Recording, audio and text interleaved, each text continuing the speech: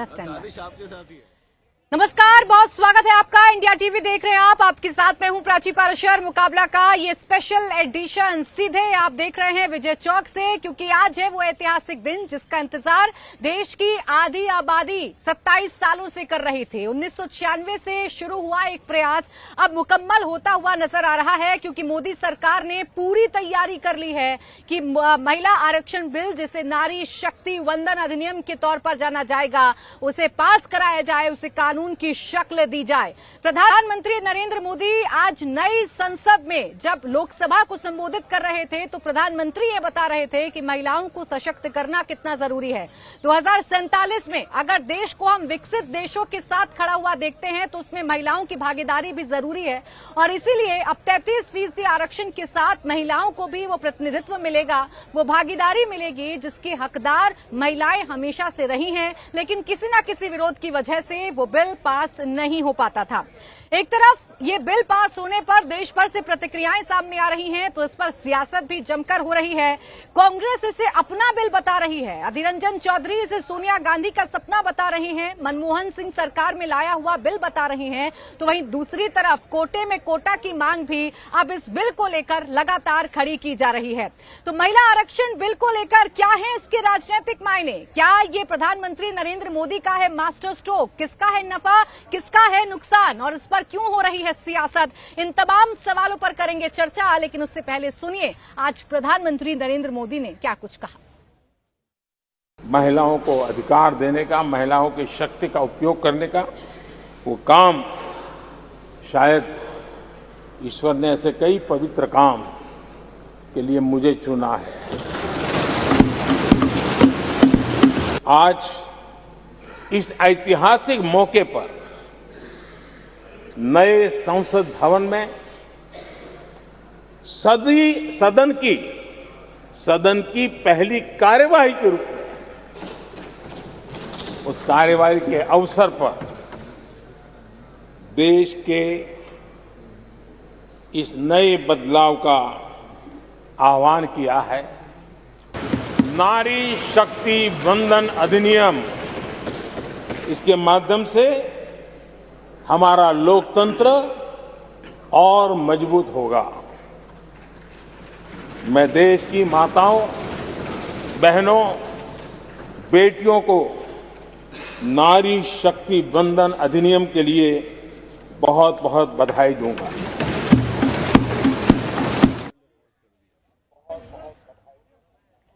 तो प्रधानमंत्री नरेंद्र मोदी जहां एक तरफ बधाई दे रहे हैं और बता रहे हैं कि इस बिल को पास कराना, महिलाओं को सशक्त करना सरकार का कैसे प्रमुख एजेंडा है, वहीं दूसरी तरफ इस पर सियासत भी हो रही है। इस पर कई सवाल, इसकी टाइमिंग को लेकर सवाल है। तो अधीर रंजन चौधरी लोकसभा में नेता विपक्ष कह रहे हैं कि ये दरअसल सपना तो सोनिया गांधी का है, मनमोहन सरकार में ही इसे राज्यसभा में पास करा लिया गया था, ये बिल कांग्रेस का है, जिस पर प्रतिक्रिया अमित शाह ने भी दी और कहा ऐसा नहीं है, ये नया बिल है। सुनिए अधीर रंजन ने क्या कहा। जो आरक्षण की बात हमारे प्रधानमंत्री जी अभी कहे हैं, मैं ये कहना चाहते कि महिला आरक्षण 1989 में जब राजीव जी प्रधानमंत्री थे, तब स्थानीय निकायों के चुनाव में उन्होंने 1/3 आरक्षण महिलाओं के लिए सुनिश्चित किया था। तत्पश्चात कांग्रेस की सरकारों ने लगातार प्रयास किया कि महिला आरक्षण का बिल पास हो। डॉक्टर मनमोहन सिंह की सरकार के वक्त जो ये बिल आया वो आज तक जीवित है, राज्यसभा में पास हुआ है। हमारी CWC कांग्रेस कार्य समिति की बैठक में जो रेजोल्यूशन पास हुआ, प्रस्ताव पारित हुआ, उसमें ये मांग की गई है कि ये जो आने वाले विशेष सत्र है उसमें महिला आरक्षण की उस बिल को पास किया जाए, पारित किया जाए। ये बहुत महत्वपूर्ण है, ऐतिहासिक है। आपको ज्ञान है कि पूर्व कांग्रेस अध्यक्षा श्रीमती सोनिया गांधी ने पत्र भी लिखा था हमारे प्रधानमंत्री जी को, पत्र लिखा था। हम फिर से उस मांग को इस प्रस्ताव के जरिए दोहराते हैं। तो अधीर रंजन चौधरी कह रहे हैं कि सपना सोनिया गांधी का था, इसकी शुरुआत कांग्रेस की तरफ से की गई थी और मनमोहन सरकार के कार्यकाल में जो प्रयास हुए उसका जिक्र अधीर रंजन चौधरी करते हुए नजर आ रहे हैं। लेकिन सबसे बड़ा सवाल ये है कि महिला आरक्षण बिल, जिसे नारी शक्ति वंदन अधिनियम कहा जा रहा है, इस पर सियासत क्यों हो रही है? इसी पर करेंगे चर्चा। मेरे साथ खास मेहमान जुड़ गए हैं। मलूक नागर साहब मेरे साथ हैं, बीएसपी के लोकसभा सांसद, आपका बहुत स्वागत है। और इसके साथ ही साथ मेरे साथ हैं रोमेश सब्रवाल, कांग्रेस के नेता, आपका भी बहुत बहुत स्वागत है। सर बीजेपी के नेता थोड़ी देर में हमें ज्वाइन करेंगी। मैं शुरुआत मलूक नागर जी आप ही से कर रही हूं, चूंकि आज आप तो संसद की कार्यवाही के गवाह भी बने, पुरानी संसद से नई संसद की तरफ हम बढ़े और 27 साल से जिसका इंतजार देश की आधी आबादी कर रही थी, लग रहा है कि वो सपना मोदी सरकार पूरा करके दिखा देगी। ये बिल्कुल 27 साल क्या, ये तो 75 साल से ही इंतजार था। और जो महिला आरक्षण बिल की बात है, जब भी इसकी शुरुआत हुई, कुमारी बहन मायावती जी ने, हमारी पार्टी ने हमेशा सपोर्ट करा, पक्षधर रहे इसके। और आज ऐतिहासिक दिन था कि पिछली संसद जो आजादी के समय से शुरुआत हुई और जो देश की शक्ति और देश की पावर और देश को डेवलप करने के लिए थी, उससे निकल कर के आज अपने देश की सरकार अपने देश के पैसे से, पहले भी अपने देश के पैसे से ही बनी थी, और आज जब यहाँ पे आज नई में गए हैं तो वो एक ऐतिहासिक क्षण था, ऐतिहासिक पल था। और उसमें शुरू होते ही जो महिला आरक्षण बिल की शुरुआत हुई, इससे बेहतर बात कोई और हो ही नहीं सकती, इसके हम पक्षधर रहे हैं। लेकिन एक बात पक्की है कि ये महिला आरक्षण बिल मेरी समझ में नहीं आ रहा, इसका नाम क्यों दिया जा रहा है। ये तो आधे में लेडीज रहनी ही चाहिए, तो 50% रिजर्व होना चाहिए, और अगर 35% है तो आरक्षण कहाँ हुआ? अभी तो 15% जो महिलाओं का होना चाहिए हक, उसको हम पुरुष लोगों में बंट रहा है। तो आरक्षण बेसिकली नहीं है, और अभी तो उल्टा 15% इनका निकलता है। हमारी पार्टी इसकी पक्षधर रही है, और इसके एक बात हमें साथ में हमेशा हमने कही और आज फिर कह रहे हैं कि जितना 35% जो ये आरक्षण रहेगा, इसमें संविधान के तहत जो बाबा अंबेडकर साहब ने कहा, जो कुमारी बहन मायावती की सोच है कि उसके अंदर पिछड़ों का आरक्षण निश्चित हो और दलितों का आरक्षण SC ST का भी निश्चित हो, और जो SC और ST के लिए पहले आरक्षण है जिसमें मेल फीमेल दोनों लड़ सकते हैं, उससे इसका कोई मतलब ना हो। जिस 35% में दोनों का आरक्षण सरकार सुनिश्चित करे, और ये डिमांड है हमारी। कोटे की बात बीएसपी की तरफ से की जा रही है। हालांकि इसमें पूरा समर्थन मलूक नागर साहब मौजूदा सरकार का कर रहे हैं कि ऐसा बिल आना चाहिए, और इस बिल का स्वागत बीएसपी कर रही है। लेकिन रोमेश साहब, इसमें क्रेडिट लेने की राजनीति क्यों? 1996 से प्रयास अगर शुरू हुए और अब जाकर वो मुकम्मल होते हुए नजर आ रहे हैं, इसे नारी शक्ति वंदन अधिनियम के तौर पर भारतीय जनता पार्टी अगर कह रही है, तो इसे ऐसे प्रचारित क्यों करना कि ये हमारा बिल है, ये इसका बिल है, ये उसका बिल है? तो पूरे देश के लिए है, पूरे देश की महिलाओं के लिए है। आज जो प्रधानमंत्री और कैबिनेट ने पास करके जो बिल वुमेन रिजर्वेशन लाने की बात कही है, उसका स्वागत करते हैं। और कांग्रेस पार्टी इसको हर बार चाहती थी, सोनिया जी भी चाहती थी, राहुल जी भी चाहते थे, कांग्रेस वर्किंग कमेटी भी चाहती थी, और समय समय पर जितने भी हमारी पार्टी के प्रधानमंत्री रहे हैं, सबने इस बिल को पास करने की कोशिश करी है। पर मैं ये बात, फैक्ट्स बोलना, सच्चाई बोलना, उसमें किसी भी पार्टी को क्रेडिट लेने की बात नहीं है। ये सपना राजीव गांधी ने शुरू किया था। राजीव गांधी ने 1989 में महिलाओं को नगर पालिका पंचायतों में नीचे के लेवल पे 14,000 लोगों को आरक्षण दिया था। सच्चाई बोलने में पेट क्यों दर्द होता है? हम क्रेडिट नहीं लेना चाहते हैं। महिलाओं के पेट से हमारा जन्म होता है, महिलाओं के हम ऋणी हैं, पर ये अच्छी बात है, इसमें सच्चाई होनी चाहिए। ये राजीव गांधी का सपना था, उसके बाद कांग्रेस पार्टी का सपना था, उसके बाद हमें खुशी है कि मोदी जी इसको लेके आगे बढ़ रहे हैं। पर हमारी गुजारिश है, ये जुमला ना रह जाए, ये सिर्फ इलेक्शन स्टंट ना रह जाए, इसको पास होना चाहिए। पूरी की पूरी पार्लियामेंट के अंदर दोनों में उनका बहुमत है, उनको पूरी ताकत लगाकर इसको पास करवाना चाहिए, तब हम मानेंगे कि मोदी जी ने नहीं। अब तो लोकसभा में पेश हो चुका है, अब भी आपको ये शक है कि ये बिल जो है पास नहीं हो पाएगा, मोदी सरकार इसको पास नहीं करवाएगी? हमारे साथ तो हुआ है, जुमला अगर वो बोलते हैं तो हमारे साथ तो हुआ है। डॉक्टर मनमोहन सिंह के टाइम में पास हुआ, एक हाउस में पास हुआ, दूसरे हाउस में पास नहीं हुआ, ऐसे ही होता है। तो पास क्यों नहीं हुआ सर? इसके पीछे इसीलिए तो मैं बेहतर कह आप रहा बता हूं पाएंगे ना। उनके पास मेजॉरिटी है ना, उनके पास मेजॉरिटी। आपकी बात करें ना, उस समय की पुरानी बातें में उस वक्त सर आपने जिक्र किया, इसलिए मैं आपसे उस पर सवाल पूछ रही हूँ। लोकसभा में उस वक्त समाजवादी पार्टी और आरजेडी का क्या रुख था, ये आप बखूबी जानते हैं। मानसिकता बदलती है, पेश नहीं किया ना लोकसभा में। हर आदमी का समय के साथ आदमी की ग्रोथ बढ़ती है, आदमी का माइंड बढ़ता है, समय के साथ हमारी डेवलपमेंट होती है, समय के साथ इश्यूज आते हैं, उसकी जरूरत पड़ती है। पहले महिलाओं को हम घर से बाहर निकलने नहीं देते थे, धीरे धीरे ये सब सपना पूरा होगा। ये राजीव गांधी का लगाया हुआ सपना था। मुझे गर्व है कि आज मोदी जी ने राजीव गांधी के सपने को साकार करने का निश्चय किया है। लेकिन रोमेश जी, आप ये बताना भूल जाते हैं कि जितने भी प्रयास हुए आप ही की सरकार में, आप ही के जो साथी थे हमारी मेजॉरिटी नहीं थी मैडम, हमारी मेजॉरिटी नहीं थी, हमारी मेजॉरिटी होती हम करते। हमारे तो हम तो कह रहे हैं गठबंधन की आपकी सरकार थी, उस हम तो 9 साल से लिख रहे हैं मोदी जी को, राहुल जी ने लिखा। किसका सपना नहीं। खैर, जो बात यहाँ पर कांग्रेस के नेता कर रहे हैं मलूक नागर साहब, ये क्या क्रेडिट लेने की राजनीति इस पर होनी चाहिए? क्या सीधे तौर पर नहीं कहना चाहिए कि भाई ये मोदी सरकार कर रही है, अच्छा कदम है, हम इसका स्वागत करते हैं? अभी भी कुछ शक है आपको कि पास नहीं हो पाएगा? अप्रिशिएट कर रहे हैं। देखिए इसमें बिल्कुल सीधी सी बात है, जो हमारे कांग्रेस के साथी हैं, मैं भी विधायक रहा हूं कांग्रेस से, जानता हूं। मैं एक बात कह रहा हूं कि अगर उस समय ये बिल लेके आए, ये बात सच है, लेके आए, पर वो पास क्यों नहीं हुआ? और अगर पास नहीं हुआ तो उसी समय न्यूक्लियर डील से संबंधित भी थी, वो पास हुआ, उसके लिए उन्होंने कोशिश करी।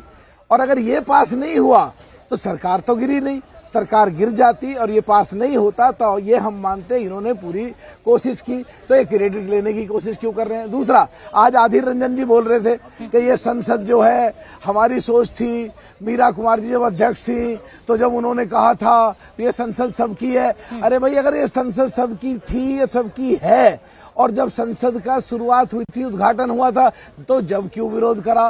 कहाँ कंफ्यूज है, कहाँ कंफ्यूज नहीं है, समझ नहीं आता। एक बात इस सरकार का भी जो मौजूदा है मोदी जी की, कि बिल तो ले आए हैं, पर ये जो उसमें प्रोविजंस हैं कुछ, जो भी कल क्लियर होंगे, जो पार्लियामेंट में बहस होगी कि जो अपना डिलिमिटेशंस होगा पार्लियामेंट की कॉन्स्टिट्यूएंसीज का, उसके बाद से लागू होगा, फिर आगे के लिए चला जाएगा।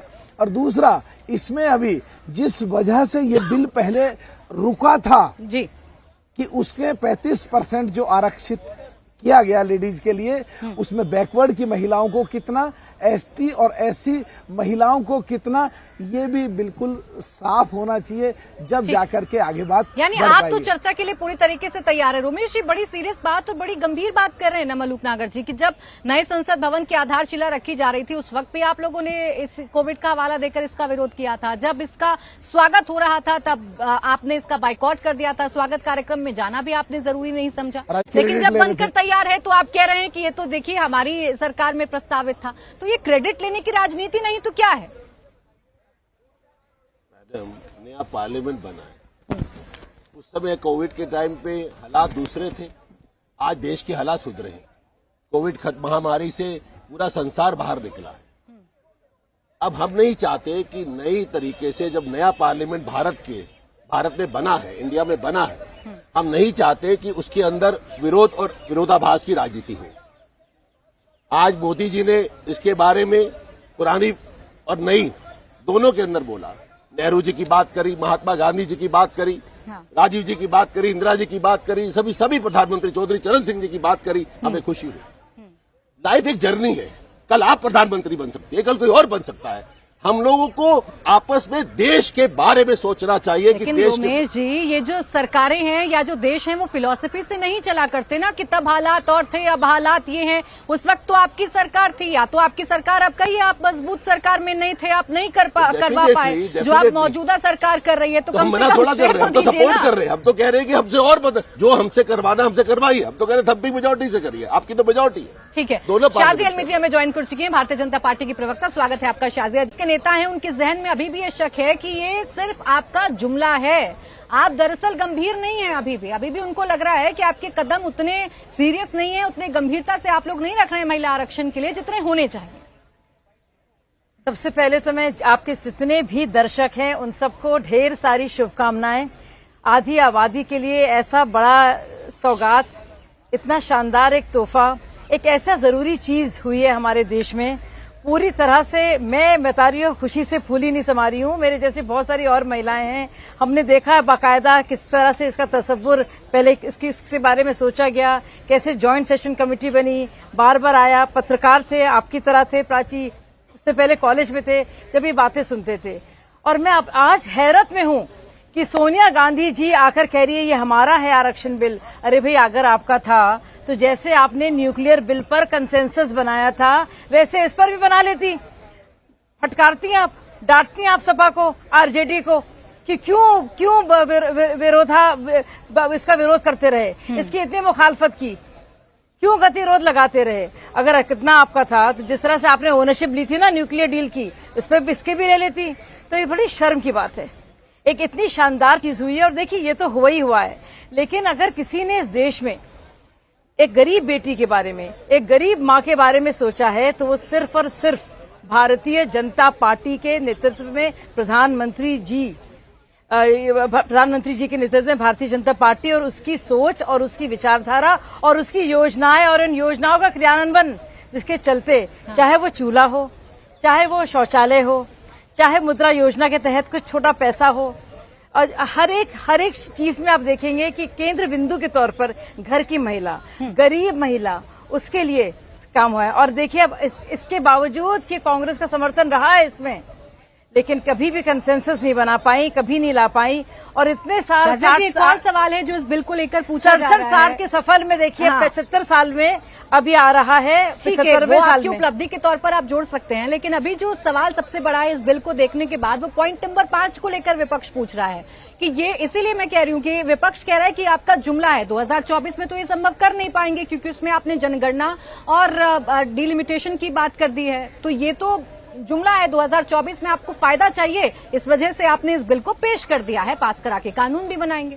नहीं, जुमला कैसे हुआ ये, जब आप बताइए। बाकायदा इसको पारित किया जा रहा है। पिछली बार राज्यसभा में हुआ था, लोकसभा में पारित नहीं हुआ था, अटक के रह गया नहीं। बस क्या हुआ था उसमें, कुछ हुआ ही नहीं था ना, बिल तो नहीं आया। अब तो बिल एक्ट बना है पहली बार, तो ये बाकायदा विधेयक, बाकायदा, अरे बोलने दीजिए मुझे, विधेयक बाकायदा एक्ट बना है। यानी कि ये प्रावधान दिया गया है कि हमारी पार्लियामेंट में, हमारी लेजिस्लेटिव बॉडीज में, हमारी विधानसभाओं में 33% महिलाएं दिखेंगी।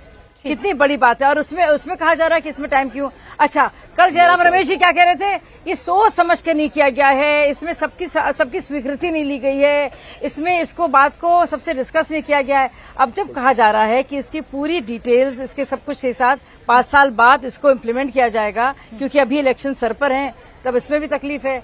मैं बता रही हूँ आपको, इनको हर चीज से तकलीफ है। ठीक है, हर समझ में नहीं आ रहा है क्या करें। क्या आप ये रोने धोने की आदत जो है ना, उमेश जी, रोंदू बच्चों की तरह, इनकी यही हालत हो गई है। यही अफसोस है कि ये लोग आज नई पार्लियामेंट में घुसने के बाद भी ये लोग सच्चाई नहीं बोलते, राजीव गांधी का कंट्रीब्यूशन नहीं समझते, फिर ये आपस में नोक टोक करने की आदत इनकी नहीं जाएगी। भारतीय जनता पार्टी, इनके नेता ने आज कहा कि हमको देश को आगे बढ़ाना है, सबको साथ लेके चलना है। अरे 89 में राजीव गांधी ये बिल लाए थे, पंचायतों का, नगर पालिकाओं का, वहां से बिंदु शुरू हुआ।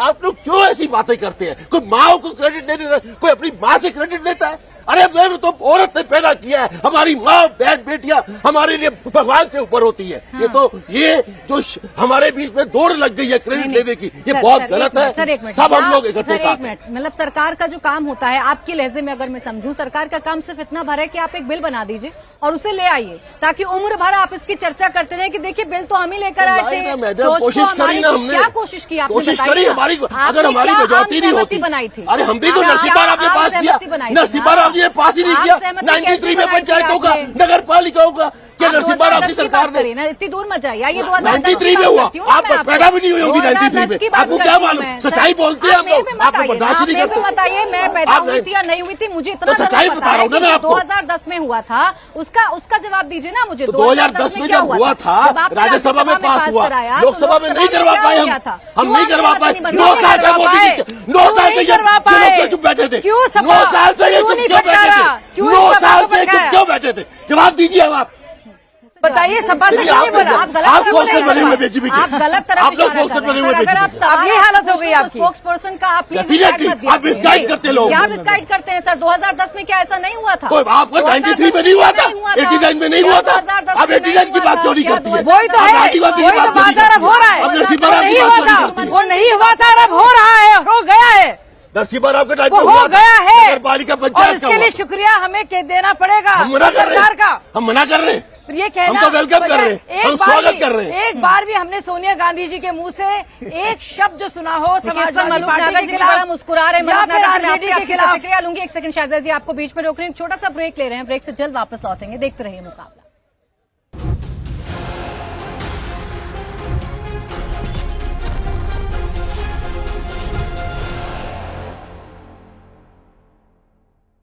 ब्रेक के बाद स्वागत है आपका। आप देख रहे हैं मुकाबला सीधा विजय चौक से। आज महिला आरक्षण बिल लोकसभा में पेश हो चुका है, जिसे नारी शक्ति वंदन अधिनियम के नाम से अब जाना जा रहा है। और मोदी सरकार इस बिल को पास कराने के लिए तमाम रणनीति बना चुकी है, लेकिन इस बीच सियासत भी अपने चरम पर है, जिस पर लगातार चर्चा जारी है। मलूक नागर साहब, कांग्रेस लीडर तो बार बार यही कह रहे हैं, कांग्रेस के तमाम नेता ये कह रहे हैं कि आप पास्ट की भी बात करिए ना, आप राजीव गांधी की भी बात करिए। ये सोच तो राजीव गांधी की थी, सोनिया गांधी की थी। सोनिया गांधी तो आज बड़ी प्राउडली बात कह भी रही है ना कि इट्स आवर बिल, ये हमारा बिल है। तो क्या सिर्फ सोच लेना या बिल को लेकर आना ही काफी है एक सरकार के लिए? देखिए, ये तो कल इनका दिन था जब 75 सालों की पूरी लेखा जोखा और चर्चा हुई थी, जिसमें करीब 14 साल भाजपा के थे, 3-4 साल और के लगा लो तो करीब 55 साल के करीब इन्हें मिले थे। और ये अपने वहाँ गुणगान और अपनी जो उपलब्धियां थे पूरी तरह गिना सकते थे। अभी मैंने देखा जो हमारे भाजपा की प्रवक्ता हैं, जो कांग्रेस के हैं, और कांग्रेस के खास करके इतने उग्र लड़ने को तैयार हैं। मैं सीधा सीधा पूछ रहा हूं इनसे कि उस समय बिल पास इसलिए नहीं हुआ था क्योंकि हमारी पार्टी और एसपी और आरजेडी और कुछ अन्य पार्टियां पिछड़ों के लिए रिजर्वेशन चाहते थे। तो आज क्या कांग्रेस की नीति इस पे स्पष्ट है कि जो 35% रिजर्वेशन हो रही है पिछड़ों के लिए और एससी और एसटी के लिए, उसमें रिजर्वेशन चाहते हैं या नहीं?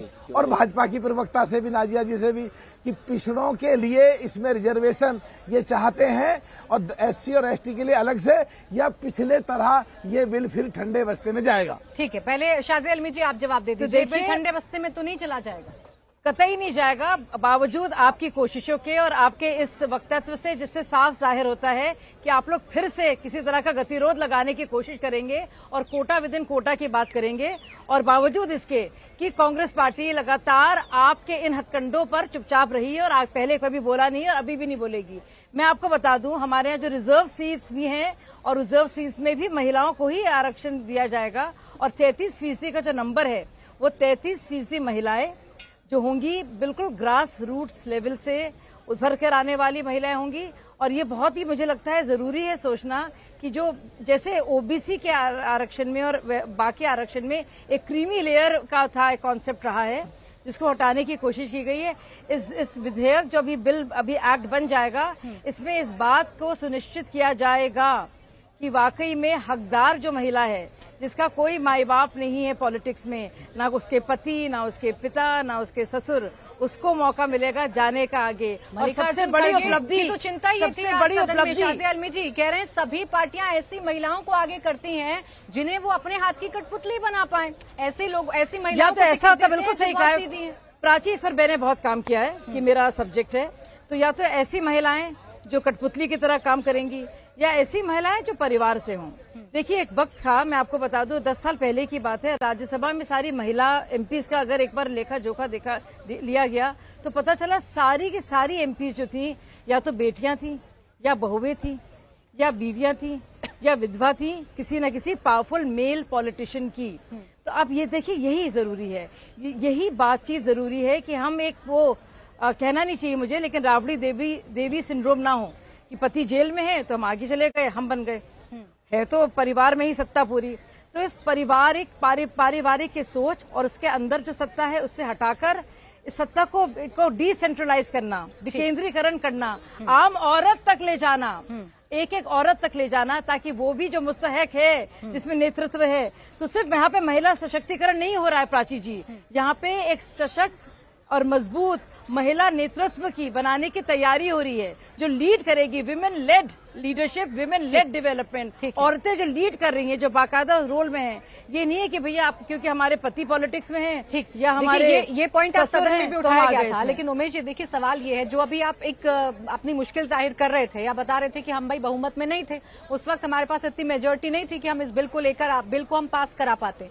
इस वक्त भी तो आप इंडिया गठबंधन में हैं, वो दोनों दल आप ही के साथ है, समाजवादी पार्टी और आरजेडी। क्या आप ये सुनिश्चित करेंगे, क्या आप ये स्पष्ट करेंगे कि वो दोनों दल इस बार कोई गतिरोध नहीं पैदा करेंगे और ये बिल, जैसा आपने आशंका जताई कि ठंडे बस्ते में ना चला जाए, ये बिल पास हो जाएगा? पहले तो मैं एक बात बोलना चाहता हूं कि जो पंचायतों के चुनाव में, नगर पालिकाओं के चुनाव में जो रिजर्वेशन सिस्टम है वो इसमें भी लागू होना चाहिए, कोटे के अंदर कोटा होना चाहिए। नंबर दूसरी बात, इंडिया अलायंस के तमाम पार्टनर्स इसको सपोर्ट करेंगे, होल हार्टली सपोर्ट करेंगे, और मोदी जी के द्वारा नए पार्लियामेंट के अंदर दोबारा से बिल लाने का जो उन्होंने इनिशिएटिव लिया है, हम उसको पास करने की पूरी ताकत लगाएंगे। कांग्रेस पार्टी पूरी ताकत लगाएगी और देखेगी कि पास होना चाहिए। इंडिया अलायंस के तमाम पार्टनर्स इसको पूरी की पूरी ताकत के साथ इसको। लेकिन अभी जिस तरीके के बयान सामने आ रहे हैं उससे लगता तो नहीं है, डिम्पल यादव कह रही है ओबीसी का इसमें कोटा होना चाहिए, पहले भी तो यही मांग थी, यही पॉइंट थे। आपको लग रहा है कि ऐसे में आप आम सहमति बना पाएंगे इंडिया गठबंधन की? साफ कह गए हैं कि कोटे के अंदर कोटा से सहमत है ये। हम तो कह ही रहे हैं मैडम, हम मना थोड़ा कर रहे हैं। हम तो कह रहे हैं नगर पालिका पंचायतों के अंदर, नगर पालिका और पंचायतों में है ये, तो नई बात तो है ही नहीं। तो कांग्रेस नगर पालिका डेफिनेटली इसमें होना पड़ेगा। गतिरोध होगा? नहीं, गतिरोध होगा ही नहीं। क्यों गतिरोध होगा? शाजिया जी देखिए, अब तो ये सामने खड़े होकर बोल रहे हैं कि हम समर्थन करेंगे। हम तो समर्थन करेंगे। देखिए, मुझे लगता है इसकी रूपरेखा सबके सामने बहुत जल्दी आ जाएगी और ये बिल जो है, आप मान लीजिए ये एक्ट बनेगा और इसमें जितने भी सारी जो पेचीदगियां हैं ये भी सॉर्ट आउट होंगी। लेकिन हमें ये देखना होगा कि हम किस तरह, अगर हम महिलाओं के लिए आरक्षण के लिए एक भूमि तैयार कर रहे हैं, तो कितनी मुस्तहक या हकदार वो महिला है। क्या हम अगर कोई कैंडिडेट पुरुष है और उसको टिकट नहीं मिल रहा है और क्योंकि 33% रिजर्वेशन है, तो क्या वो अपनी बीवी को वहाँ पे सामने आके कर देगा, पत्नी को? ये बात को देखना पड़ेगा और ये सिर्फ एक प्रतीक के तौर पे ना हो, ये सांकेतिक तौर पे ना हो, ये जरूरी है। मुझे लगता है हमारी सरकार को और सबको इस पर नजर रखनी होगी कि इसका किसी तरह से मिसयूज ना हो उन पुरुषों द्वारा। देखिए, सिर्फ अपनी बीवी को कठपुतली की तरह आगे कर देंगे। के दिमाग में है, इसलिए उसको लेकर रणनीति बनाई जा रही है। तमाम महिलाओं को सशक्त किया जाए, उसको लेकर ये आरक्षण लेकर आ रहा है, जिसे आरक्षण का नाम भी नहीं दिया जा रहा, नारी शक्ति वंदन अधिनियम के तौर पर इसे कहा जा रहा है, क्योंकि पीएम कहते हैं हमें महिलाओं को एम्पावर करना है। तो ये एम्पावर करने के लिए बड़ा कदम है, स्वागत योग्य कदम। देखिए, पहली बात तो ये सच में आरक्षण है नहीं, क्योंकि ये आधी संख्या में लोग हैं। तो 15% अगर रिजर्वेशन इनका 35% हो भी जाता है, तो 15% भी अभी जो जो लोग हैं, जो मर्द जाति के लोग हैं, वो इनका हिस्सा खा रहे हैं। तो ये आरक्षण मेरे हिसाब से तो है नहीं, 50% ही होना चाहिए इनका पूरा का पूरा। अच्छी बात एक रही कि कांग्रेस के प्रवक्ता ने बिल्कुल आगे बढ़ के कहा कि वो पिछड़ों और दलितों को इसमें आरक्षण के अंदर आरक्षण करेंगे। जहां तक उनका क्या नाम, शादिया जी की बात है, उनकी भी बात सही है, क्योंकि अभी कंफ्यूजन है। और जब तक कल मिनिस्टर खड़े होके सदन में बात बिल्कुल साफ नहीं रखेंगे, तो अभी अधिकृत नहीं है शायद बोलने के लिए।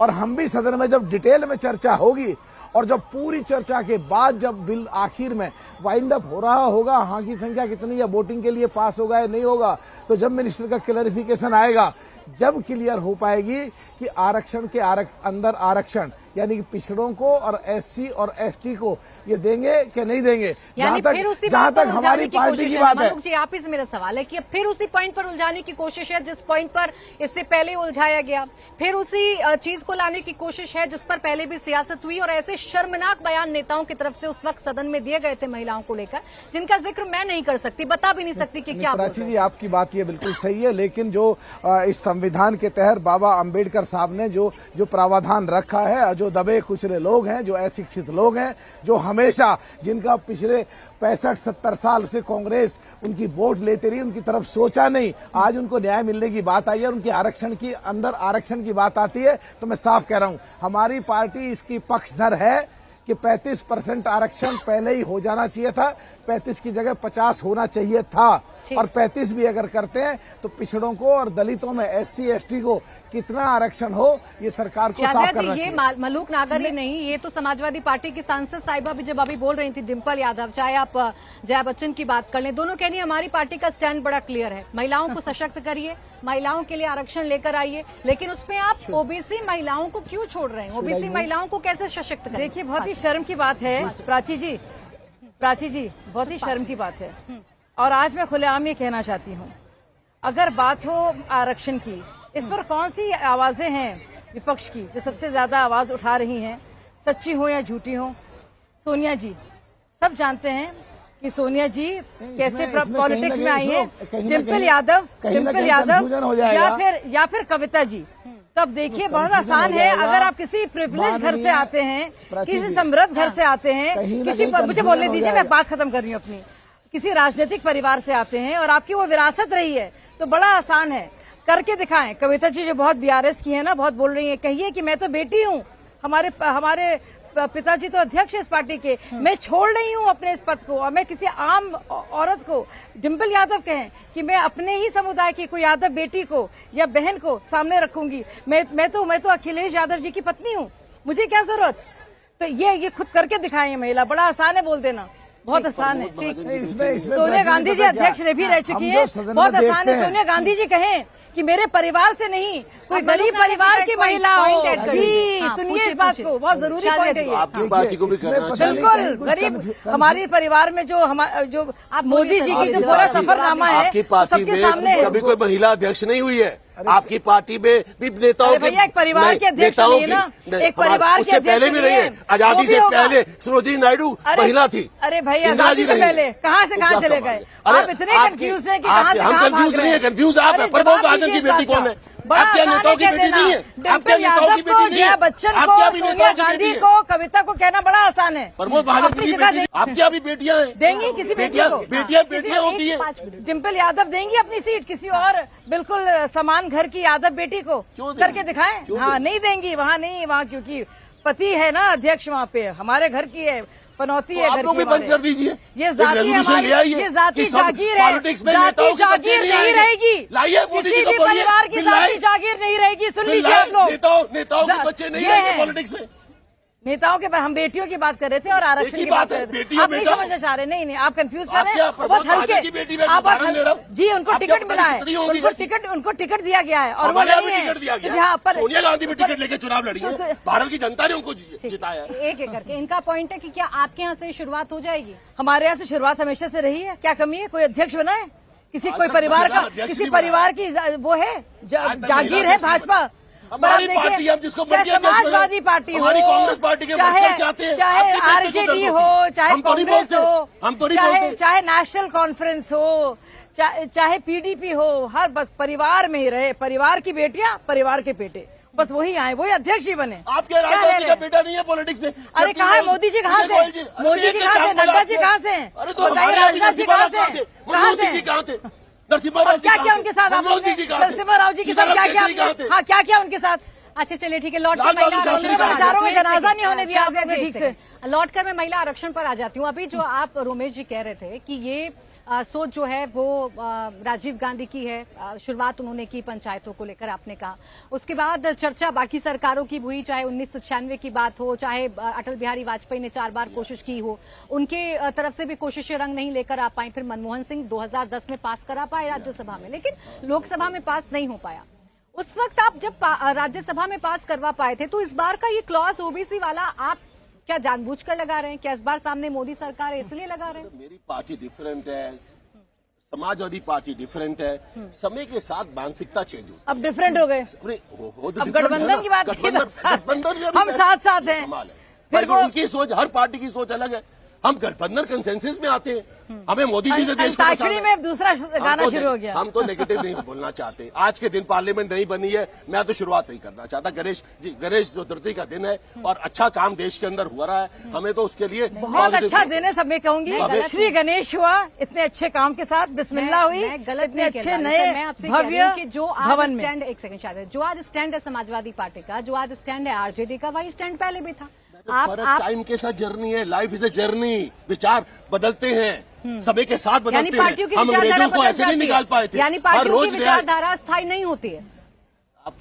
आप लोगों को अगर क्रिटिसाइज हमको करना तो करते हैं। क्रिटिसाइज ये नहीं देश कर की रहे जनता सर, मैं जानती आपसे है सिर्फ एक कि सवाल कौन पूछ राजीव गांधी का कंट्रीब्यूशन ये क्या हमारा था। बिल है। अगर सोनिया गांधी कह रही है हमारा बिल महिला है ना, वो सर, आप इसने कह दिया own- आप महिलाओं own ने कर नाते रही उन्होंने हैं। बोल दिया कि महिला बिल है।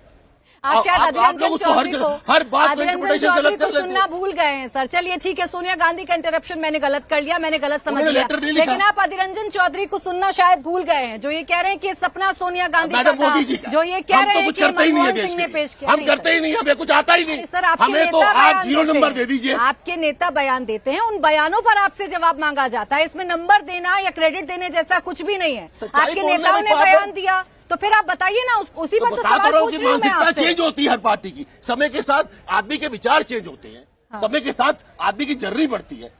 आप हमारे टाइम पे जब हम छोटे थे, जीन्स का नाम भी नहीं था, कोई जीन्स नाम नहीं, की सवाल एक और है। नहीं, मैं आपसे कहूंगी, एग्जाम्पल दे रहा हूं। एक बिल, एग्जाम्पल एक दे महिला रहा हूं। आरक्षण रमेश जी, देश को चलाने में बड़ा अंतर होता है। नहीं, शायद प्राची जी देखिए कौन सी पार्टी कितना दबती है, किस तरह के दबाव से और प्रेशर से, ये बात है, और कितनी मजबूती के साथ वो अपने मुद्दों को सामने रखती है। अगर वाकई में आपको यकीन होता इस बात में कि महिला आरक्षण बिल होना चाहिए, तो आप कंट्रोल कर पाते। जैसे कि आपने आम सहमति बनाई न्यूक्लियर बिल पर, आप इसमें नहीं बनाई क्यों? परमाणु बिल में आपने कैसे बना ली? क्योंकि आप चाहते थे, इसलिए आप क्यों नहीं आम सहमति बना पाए? और हमेशा कांग्रेस पार्टी के बारे में, अब शाहबानो केस देखिए आप, इतना बड़ा सर्वोच्च न्यायालय से कितना जरूरी एक वर्डिक्ट आता है, उसे बदल देते हैं। क्यों? दबाव है, किसी का दबाव है। वो आपकी लगातार कांग्रेस पार्टी की ये सोच रही है कि किसी तरह से जुगाड़ करो, जितना हो सकता है करो, जितना नहीं हो सकता उतना ना करो। ये रहा है आप लोगों का, आप मानिए इस बात को। और इसी के चलते आपके ये चाहते हुए भी कि ये बिल आए, ये नहीं हम कह रहे कि आप नहीं चाहते थे, कि सपना नहीं था, लेकिन वो सपना ही रहा, ख्वाब ही ख्वाब रहा, तामील नहीं हुई अब कर लीजिए, और उसकी ताबीर हो गई है। कर लीजिए, और बधाई हो इसलिए आपको एक बहुत। ठोस कदम उठाना, देखिए मैं एक निर्णायक शक्ति की बात कर रही हूँ, दबाव में ना आने की बात कर रही हूँ, मैं उसकी बात कर रही हूँ। और उसमें पूरी तरह से 100% हम देख रहे हैं जो प्रतिबद्धता भाजपा की रही है अपने कामों को करवाने में, क्रियान्वयन करने की, इम्प्लीमेंट करने की, वो बहुत ही शानदार इच्छा शक्ति है जो सबके सामने है, जग जाहिर है। ठीक है, मैडम बोलना नहीं चाहता फिर नेगेटिव बातों को, क्योंकि आज का नहीं, दिन नहीं नहीं है। 9 साल से मोदी जी सो रहे थे। आपके नेता तो सवाल मोदी उठा जी रहे हैं, की- सवाल नहीं, उठाइए। नहीं, हाँ। मोदी जी की सरकार सो रही थी 9 साल से।